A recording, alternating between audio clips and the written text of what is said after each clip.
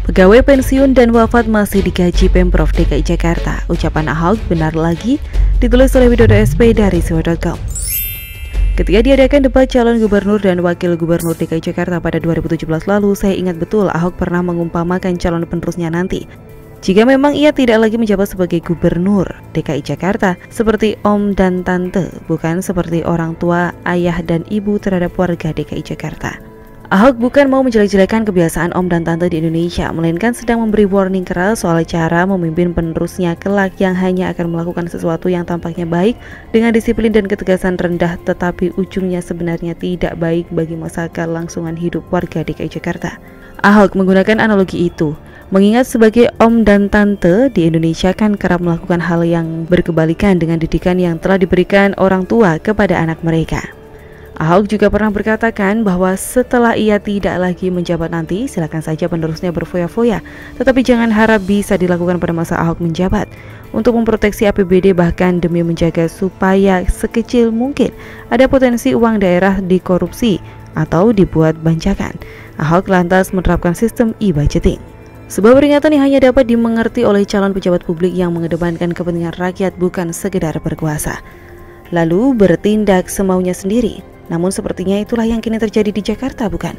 Setelah beberapa kali pemberitaan yang mengejutkan soal rencana anggaran gila-gilaan, lalu ada satu proyek yang terbilang unfaedah dan terkesan foya-foya APBD DKI Jakarta, juga kelebihan bayar. Istilah yang baru ada di era Anies Baswedan yang bagi sebagian orang disebut sebagai cara baru korupsi, terlebih karena sudah terjadi berkali-kali.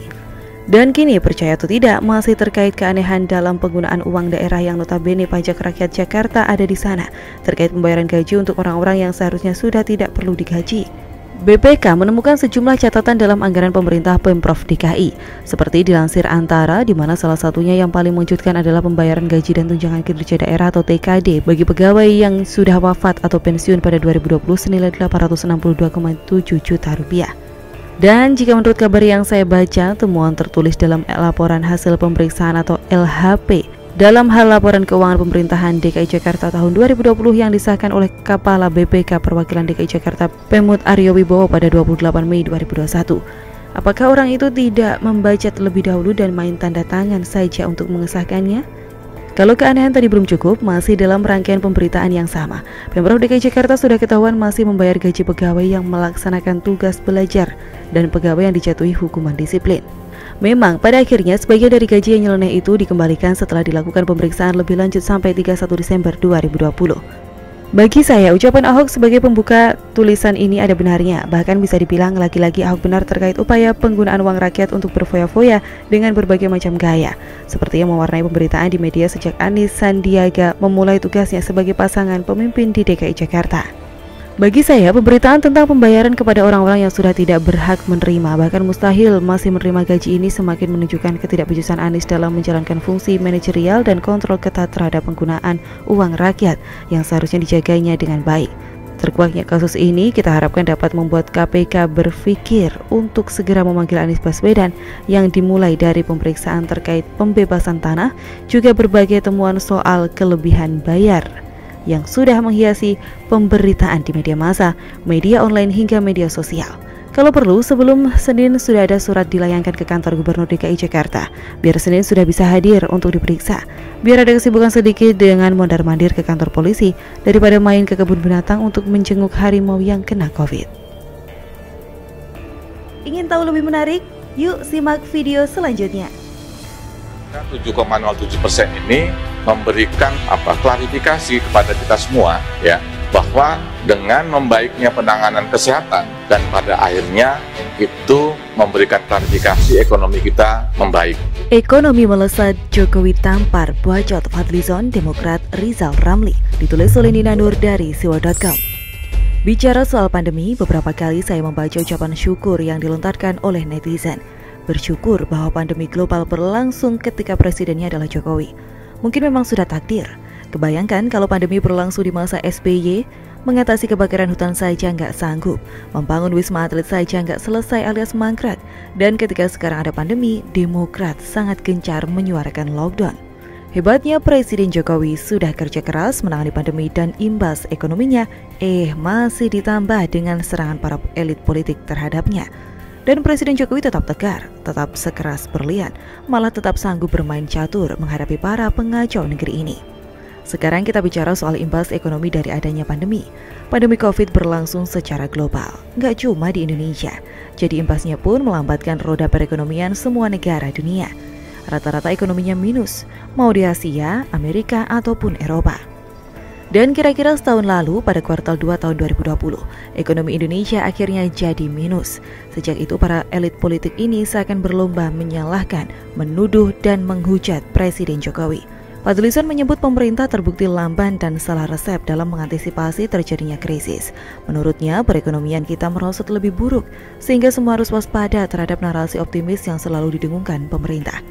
Dia juga menyebut pemerintah gagal menetapkan prioritas, sehingga hingga saat ini Fadlizon menilai pemerintah gagal menangani pandemi maupun imbas ekonominya. Fadlizon ini ya, orang optimis kok disalahkan. Penilaian serupa juga dilontarkan oleh Partai Demokrat pada bulan September 2020. Menurut Demokrat, Indonesia sedang mengalami krisis kembar, ekonomi dan pandemi. Faktor utama yang menyebabkan resesi ekonomi adalah kinerja pemerintahan Jokowi yang lamban dan salah kebijakan dalam menangani pandemi. Dan katanya solusi utama menghadapi resesi adalah mengakhiri pandemi. Wahai Demokrat, memang segampang itu mengakhiri pandemi. Sampai sekarang saja masih jadi pandemi global, karena COVID pun sudah berkembang jadi berbagai varian. Memangnya Demokrat yang kerja keras mencari vaksin buat negara ini? Satu lagi yang paling cerewet soal ekonomi Indonesia adalah Rizal Ramli, mantan menteri yang pernah dipecat Presiden Jokowi. Pada bulan November 2020, Rizal menyalahkan tim ekonomi Presiden Jokowi. Rizal menyebut tim ekonomi itu gagal dan tidak punya terobosan baru. Bahkan Rizal minta Presiden Jokowi memecat menterinya. Memecat Menteri Keuangan Sri Mulyani gitu maksudnya. Bahkan pada bulan Desember 2020, Rizal Ramli memaparkan prediksi ekonomi yang sangat buruk untuk tahun 2021, bahwa kinerja ekonomi Indonesia bisa lebih buruk dari krisis moneter tahun 1998.